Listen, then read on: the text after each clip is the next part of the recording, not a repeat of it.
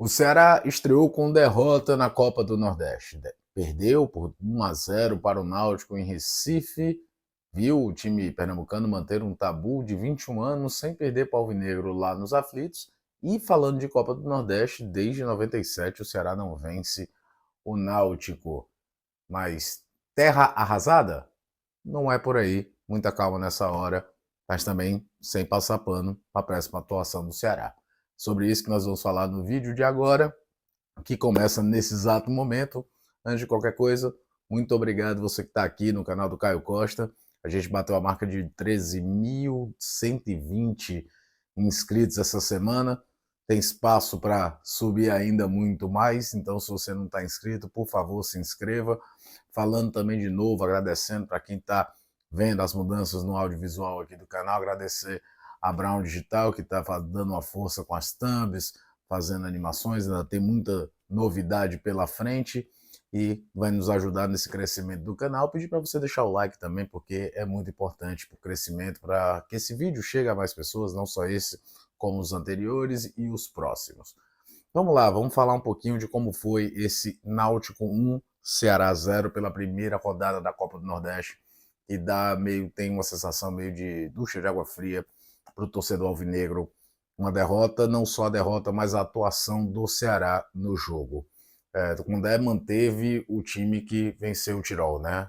Em relação à equipe titular, só a entrada do Dieguinho, mas o Dieguinho já tinha entrado com 4 minutos com a lesão do Rafael Ramos naquela partida. Então é basicamente o mesmo time. O time até tentou fazer uma jogada logo no início, depois o jogo ficou muito de um Náutico com a posse de bola, o Ceará tentando sair em contra-ataques, em passes mais longos, principalmente procurando o Pedro Henrique.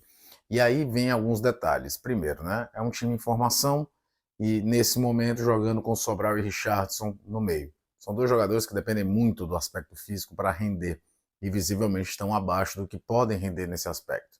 Some-se isso, não são dois grandes passadores. Então, para funcionar, o time tem que estar mais compactado, a coisa tem que estar mais junta, mais próxima. E simplesmente o jogo não fluiu. Somou-se isso ao time do Náutico vir com a ideia de um volante, uma coisa nada espetacular, nada novo, assim, nada revolucionário, pelo amor de Deus. Marquinhos Santos fazia isso no Fortaleza de 2016, de trazer um volante para fazer a saída de bola junto com os zagueiros, que você espeta os seus dois alas, né? Luiz Paulo de um lado, o Marcos Ítalo, o popular Buiú, do lado direito. E o Ceará teve muita dificuldade para entender isso.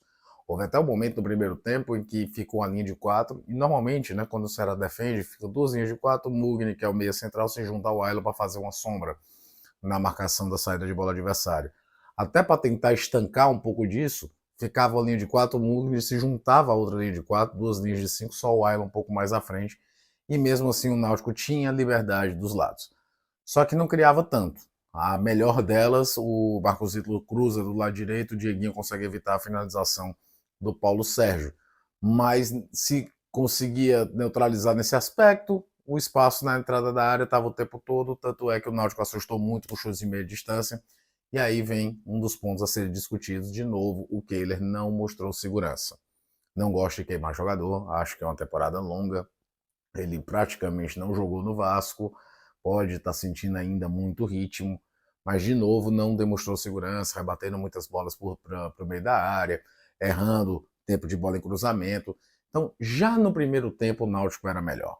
Eu até imaginava que o Lourenço fosse entrar no lugar, principalmente do Richardson, porque o Richardson toma um cartão amarelo ainda no primeiro tempo, para melhorar essa questão do passe, para o time ter uma fluidez ofensiva, alguém que chegasse trocando bolas, para o time chegasse mais à frente de forma mais consciente, não só na bola longa, procurando basicamente o Pedro Henrique, uma vez que o Galeano estava fazendo uma partida terrível. Na volta do intervalo, a substituição que foi feita foi a entrada do William Machado, que eu entendi. A ideia era, você bota uma linha de 3 zagueiros, recua os 2 laterais quando fosse defender, tem uma linha de 5 e estanca esse problema dos avanços. O problema é que não estancou do lado direito, estancou do lado esquerdo. Do lado direito, o Marlon, o Dieguinho, o Sobral ainda batiam muita cabeça, o espaço ainda surgia por ali. É bem verdade que o gol, o lance que decide o jogo, é de um erro individual do Marlon. É um erro individual do Marlon, não é erro de sistema, não é erro de posicionamento em geral, é erro individual. Mas focar só nisso, na boa atuação do zagueiro do Ceará, que de fato fez um jogo muito ruim, é negar que o time, de forma de estrutura, estava dando espaço ao Náutico há muito tempo. O Náutico já merecia ter feito o gol antes. E a entrada do William, que eu até entendi, repito, que era a ideia de você fortalecer o cinturão defensivo, causou um problema, porque o Marlon estava mal, você precisava atacar, você não, se você tira o Marlon, fica dois zagueiros que atuam do lado esquerdo na mesma linha, o William e o Ramon, o time ficaria muito penso. Tanto que ele só fez essa alteração mais na frente. Quando ele coloca o Recalde em campo, no lugar do Mugni, eu já teria tirado um dos zagueiros. Por mais que eu saiba que o Mugni dificilmente aguenta 90 minutos. Mas ele não fez, eu acho muito receoso nesse sentido, né? Como é que ele vai compor azar com dois caras que jogam do lado esquerdo? Acabou que no abafa precisou fazer essas alterações e o time terminou basicamente com a linha de três, com o Dieguinho jogando junto com o Ramon e com o William Machado, com o João Vitor aberto para tentar a aproximação. Esse 3-5-2 também ofensivamente não ajudou muita coisa, porque o Pedro Henrique saiu da ponta esquerda para jogar mais por dentro pelo Iron e os dois não casaram. Enfim, a verdade é que o Ceará terminou o jogo com um chute a gol, basicamente, do Iron no começo do primeiro tempo. Foi um jogo muito, muito ruim. Repito, não vejo terra arrasada, é só o segundo jogo do ano. Mas é preciso ver as escolhas que foram feitas na partida. A partida valia 3 pontos que foram perdidos por um concorrente direto para uma vaga na próxima fase da Copa do Nordeste. Então o Condé tem que pensar um pouco nisso e ver quando é que ele vai ter o Lourenço para jogar o tempo todo, se ele pode colocar o Recalde jogando mais à frente, já que o Ailon não está bem. A ideia pode ser jogar com o Recalde de centroavante em algum momento. Analisar um pouquinho no mercado de novo as deficiências que o Ceará precisa contratar. Repito, essa questão do homem de área é muito grande. A falta da opção do Fernandinho, né? Fernandinho não pôde jogar, o Ceará precisou falar com o STJD para saber se ele tinha condição de jogo, e aí, por via das dúvidas, não colocou, né? Uma expulsão ainda no Campeonato Brasileiro, então ele acabou ficando de fora.